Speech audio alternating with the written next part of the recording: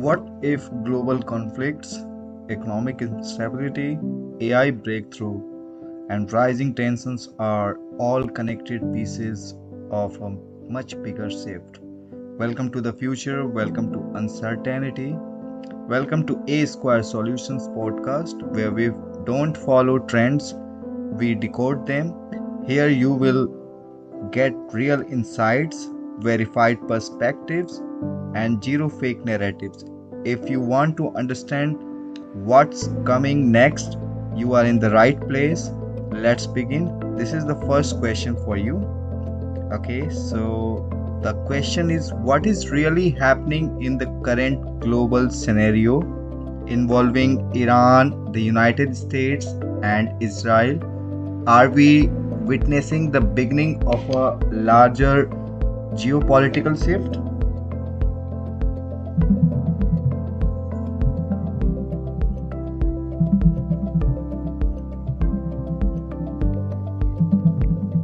As of early 2026, tensions have escalated with coordinated US and Israeli strikes on Iran, followed by Iran's missile retaliation targeting Israel, US bases, and regional infrastructure. Diplomatic efforts are strained, Iran rejected a ceasefire proposal, and oil prices are rising, creating inflation risks. Currently, the most likely scenario is a prolonged conflict, with global trade and energy supply at risk if escalation continues.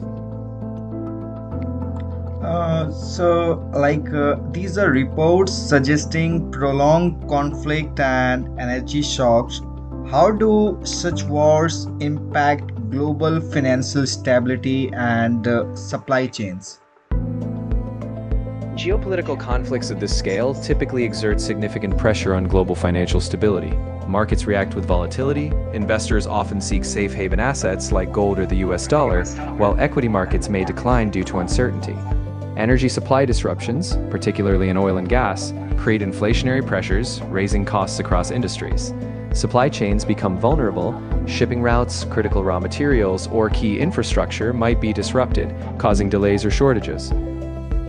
In sum, prolonged conflict risks amplifying inflation, slowing growth, and undermining global trade. And with Russia's actions in Ukraine and rising tensions globally, are we moving toward a new world order?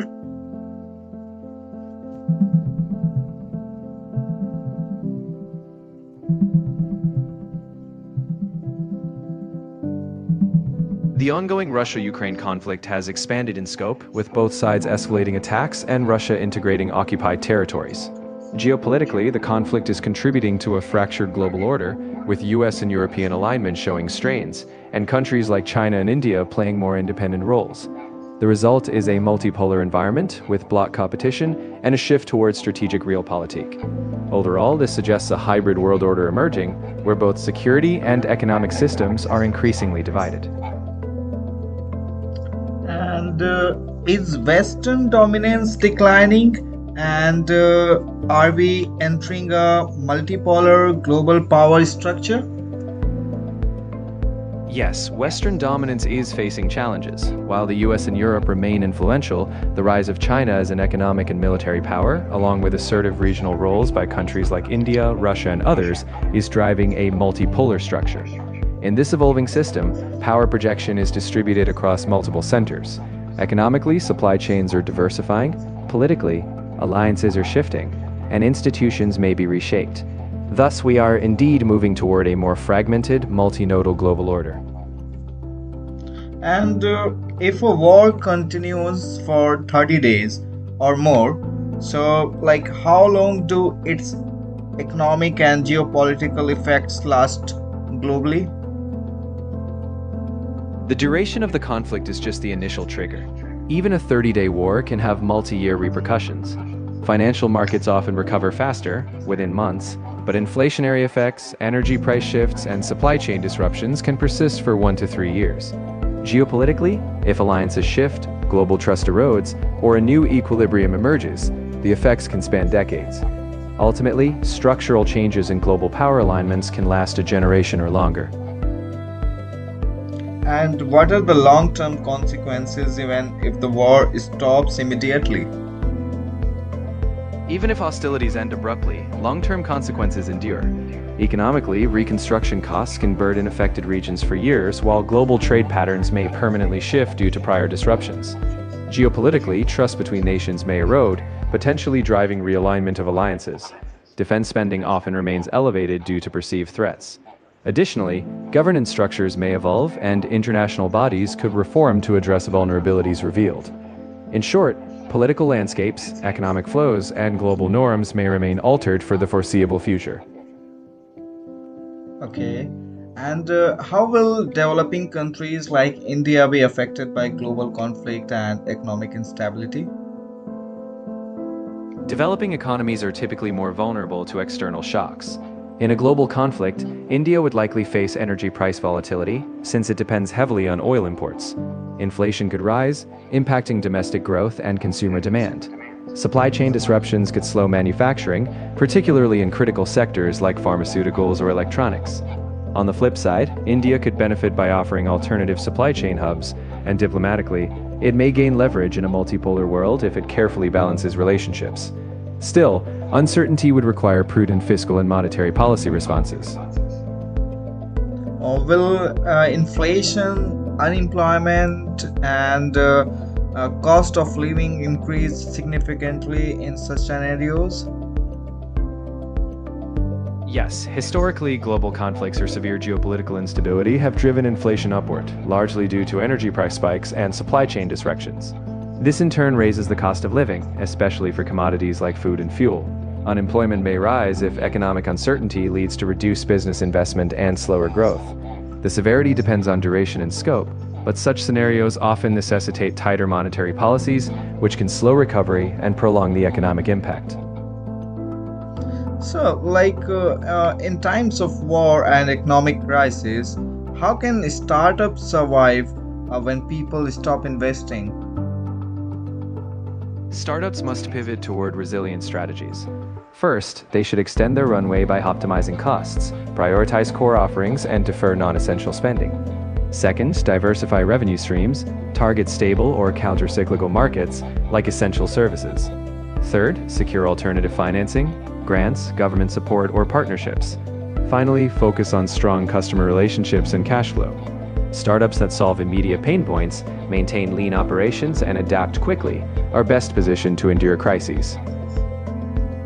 What strategies should small businesses adopt to stay profitable during global instability? Small businesses need to focus on agility and essentials. First, they should prioritize cash flow, ensure tight receivables management, and renegotiate supplier terms. Second, diversify suppliers and markets to reduce dependency on vulnerable regions. Third, emphasize core offerings, those most in demand, and cut non-core costs. Fourth, engage with customers transparently and adjust pricing or terms if needed to retain loyalty. Finally, leverage digital tools, e-commerce, remote services, or automation to maintain operations even in disrupted environments.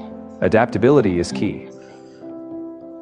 So, take example, how can any company, take example XYZ, adapt and grow in such uncertain environments? Let's say company XYZ operates in consumer tech. First, they'd focus on a resilient product line, perhaps pivoting to essential tech services or remote work tools that remain in demand. They'd hedge supply chains, ensuring they source components from multiple regions to avoid disruptions. On the financial side, they'd ensure sufficient liquidity, either by extending runway or securing credit lines. They might expand to new markets less affected by the crisis.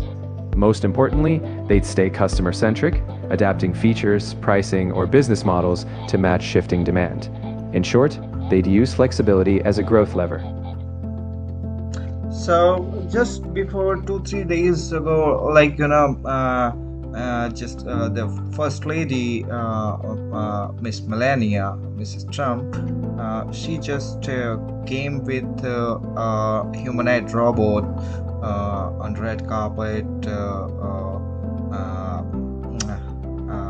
at White House. So with AI and robotics rapidly advancing Are we entering a new technological era? We're certainly in the midst of a technological inflection point. AI and robotics are rapidly transitioning from niche or industrial roles to public-facing ones. But what matters is not just the novelty. It's about integration. We are entering an era where AI is pervasive in decision-making, automation, and services, even in social contexts. However, entering a new era also depends on governance, ethics, and societal adoption. Technologically, the capabilities are aligning, but the era will be defined by how seamlessly we embed these technologies into society. How will automation impact employment, especially in countries like India? Automation will certainly reshape employment. In India, sectors like manufacturing, logistics, or even services will see tasks automated. That can reduce certain repetitive jobs. However, automation also creates demand for new roles, for instance in AI oversight, robotics maintenance, or tech development. To remain competitive, the workforce will need upskilling, focusing on tech fluency, adaptability, and roles that require human judgment. In essence, automation will shift the nature of employment, not just the quantity. I'm basically from India, and what happens to the rural populations who are not yet digitally skilled? Because on ground level they don't know anything about smartphones. Even most of them they don't have the smartphones, and then what happens to the rural population who are not yet digitally skilled? In rural populations lacking digital skills, there's a risk of widening inequality if no intervention occurs. To mitigate this, public and private sectors must invest in foundational infrastructure, like affordable connectivity and digital literacy programs. Meanwhile, job programs focusing on hybrid models, where digital tools complement traditional agriculture or craft industries, can ease the transition. Ultimately, the solution lies in policy-driven inclusion, where rural communities gain access to both tools and training, so they aren't left behind. Okay, so we have we heard term AGI, artificial general intelligence. So has AI already reached or surpassed human intelligence? No, artificial general intelligence or AGI hasn't been achieved yet. Current AI, what we have today, is narrow AI. It excels in specific tasks like language processing, image recognition, or strategic games, but it lacks the broad, adaptable reasoning that humans have. AGI would mean an AI that performs across diverse domains at human level, with reasoning, creativity, and understanding. While AI is advancing rapidly, we are still in the domain of powerful but narrow systems, and no system yet truly rivals the full spectrum of human intelligence. If AGI becomes real, what changes can we expect in society and global systems? AGI would fundamentally transform labor, productivity, and decision-making. Many tasks, from routine to even complex problem-solving, could be automated, disrupting traditional employment structures. Education might shift toward lifelong learning, as humans would need to focus on creativity, ethics, and emotional intelligence, areas harder to automate. Globally, we'd see massive economic shifts. Countries with access to AGI might gain disproportionate influence. Ethics, governance, and ensuring equitable access would become paramount, as AGI could amplify global inequalities if not carefully managed. Is AGI a threat to humanity or an opportunity? AGI is both. It's an immense opportunity and a profound risk. On one hand, it could solve complex problems, healthcare, climate change, scientific breakthroughs, on a scale beyond current capability. On the other hand, if not governed properly, it could exacerbate inequalities, disrupt social structures, or in extreme scenarios, pose control challenges. Ultimately, whether AGI is a net opportunity depends on human governance. We must develop it with robust safety, equitable distribution, and ethical frameworks in place. So, this question it comes in my mind. If AGI already exists and influences global events, how would that change our understanding of reality? If AGI were silently influencing global events, it would redefine how we see agency and decision-making. We'd have to rethink what's driven by human intent versus AI optimization. Accountability would be complex. What's a human decision versus an AGI-prompted outcome? The line between reality and simulation could blur, as AGI could model scenarios and shape outcomes. Thus, society would need transparent systems to ensure we understand when and how AGI intervenes. In short, it would demand a new social contract with technology. So, is war ever used as a tool for population control or global power balancing? Historically, war has been a tool of statecraft, driven by power struggles, resource competition, or ideological clashes, but not systematically for population control. It's true that conflicts shift global power balances, sometimes intentionally, but framing war purely as a population control tool oversimplifies the complex, multifaceted causes. Today, international law and norms strongly discourage war as a policy tool. In a world increasingly interconnected, stability and cooperation generally provide more sustainable influence than conflict. And what are the chances of a large scale war involving major powers?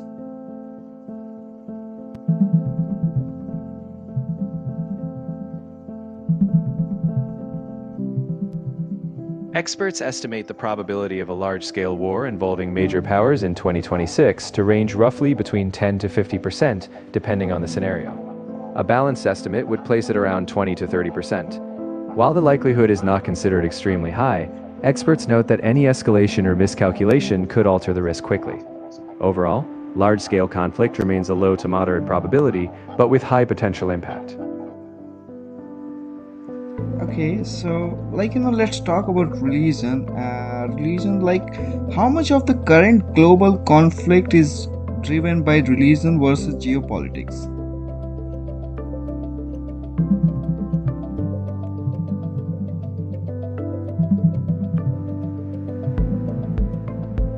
In 2026, global conflicts are shaped more by geopolitics than purely by religion, though religion is often used to frame or mobilize. For example, the Israel-Palestine conflict intertwines religious rhetoric with territorial issues. Overall, major power dynamics and state interests are the key drivers, and religion, while still present, often acts as a secondary layer.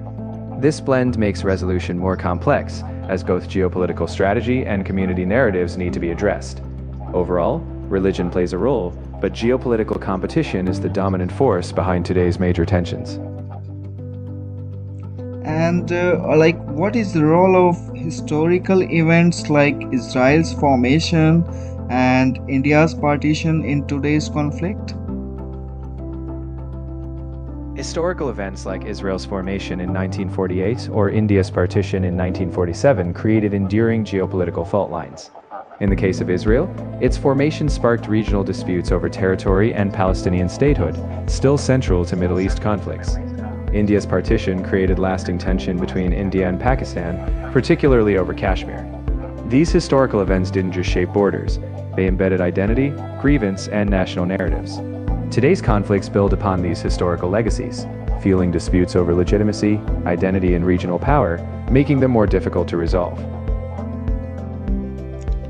Okay, and there are theories about secret networks and powerful elites and hidden influences. How should we separate facts from misinformation? Focus on verifiable evidence and credible sources. Established investigative journalism, academic research, and transparent data are key. Beware of narratives that rely on speculation, anonymous sources, or broad, unfalsifiable claims. Cross-check information against multiple independent sources. Be skeptical of overly simplistic explanations for complex events. Ultimately, healthy skepticism, rational analysis, and a preference for transparent, vetted information help separate fact from misinformation. And do global events sometimes get misinterpreted through conspiracy narratives? Yes, they do. Conspiracies often emerge when events are complex or unsettling. People seek simple narratives or hidden culprits to explain uncertainty. Misinterpretation thrives when information is lacking or when mistrust in institutions is high. To avoid falling into these narratives, we must emphasize critical thinking and transparency. The more we rely on evidence-based explanations and reject unfounded shortcuts, the better we understand global events. Okay, and with rising tensions and uncertainty, are we heading toward a global crisis or transformation? We're likely headed for both. Periods of tension and uncertainty often force transformation. Economically, shifts in energy, technology, and supply chains can redefine industries. Geopolitically, new power alignments may emerge. The difference lies in how proactively we navigate it. If we invest in cooperation, sustainability, and inclusive governance, we can turn instability into innovation and reform. If not, the risk of crises is higher. Ultimately, whether we face a crisis or a transformation depends on collective foresight and action. Okay, and how should individuals mentally and financially prepare for the future? Mentally, stay informed but avoid catastrophizing. Focus on what's within your control. Build resilience through continuous learning, adaptability, and strong social ties. Financially, diversify your savings, invest prudently, and maintain a flexible budget. Prepare for disruption, whether in careers or markets, by upskilling and staying agile. Most importantly, balance long-term goals with short-term flexibility. A well-rounded approach, both mindset and financial habits, ensures you're ready to adapt to uncertainty and seize opportunities. Now, here's something important. In times like these, information is power, but structured digital solutions are survival tools. So, at A Square Solutions, we are not just another agency. We build AI powered system, automated content engines, digital growth strategies, cost efficient marketing solutions. So, if you are a startup, creator, or business struggling in this uncertain economy, we will help you adapt, automate, and scale. So, visit asquaresolution.com because in the future, only smart systems survive. Before we go ahead, if you want real insights, deep analysis, and future predictions without noise, hit that subscribe button, turn on notifications because what we are discussing here, we won't hear this everywhere. So the question is not what is happening in this world. The real question is, are we prepared for what's coming next? This is just the beginning. We will back with more deep insights. Till then, stay informed, stay aware, and stay ahead. This is A Square Solution Podcast signing off. Thank you.